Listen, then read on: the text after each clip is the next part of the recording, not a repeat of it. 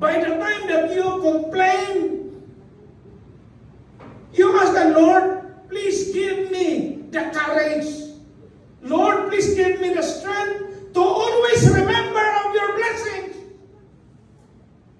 Instead of complaining, instead of murmuring, give me a heart that could understand that your organization is perfect. Only the leaders are imperfect. And even you who is complaining, you are also imperfect. Mind you, kinsa ng grabe ka reklamador nagbati o kinaiya ang mga leader. Evaluate ang iyang palibot kung daghan maganahan sa niya. Mind you, kinsa kaninang worker sa government kag sige reklamo, tanawa ba na kanana? Kita man dyan sa public. Tanawa ng kinsa na sige reklamo niya.